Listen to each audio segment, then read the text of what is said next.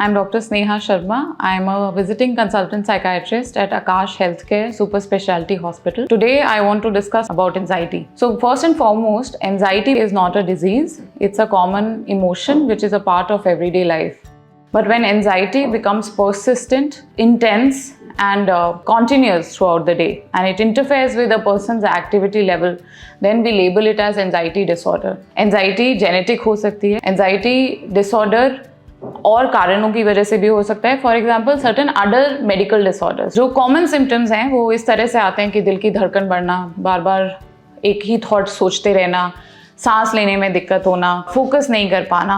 किसी इंसान में इरिटेबिलिटी भी एक फीचर आ जाता है जो कि उनकी एंजाइटी की वजह से प्रेजेंट करता है. कुछ जो अनकॉमन चीजें हैं, लाइक आई सेड कि गैस्ट्रिक सिम्टम्स जो हो सकते हैं, insomnia can be because of anxiety. कुछ लोगों में देखा गया है कि क्रॉनिक पेन होता है या फिर हेडेक्स होते हैं क्रॉनिक, जो कि एक्चुअली अंडरलाइंग एंजाइटी की वजह से हो रहे होते हैं, और जब तक वो एंजाइटी करेक्ट नहीं होती तब तक वो ठीक नहीं होते. कॉजेज बायोलॉजिकल कॉजेज हो सकते हैं. There can be a psychological cause also, कि जिसमें एक्सट्रीम स्ट्रेस है या फिर एक स्ट्रेस है that is outside your coping mechanism या रेजिलियंस. उस तरह का stress can produce anxiety symptoms in a person. And then definitely environmental factors हैं कि अगर अनसर्टेनिटी है लाइफ में, सेफ्टी और सिक्योरिटी की कमी है, तो वो भी एंजाइटी सिम्टम्स को मिमिक कर सकता है. उसमें सबसे पहले हम ये जानने की कोशिश करते हैं कि कारण क्या है. लाइक आई सेड कि अगर फिजिकल कॉजेज है हम उसको रूल आउट करने की कोशिश करते हैं, और अगर अंडरलाइंग कुछ इलनेसेस हैं या मेडिकल कॉजेज हैं हम उनको भी एड्रेस करने की कोशिश करते हैं. और उसके बाद अगर ऐसा लगता है कि ये जो एंजाइटी है ये प्योरली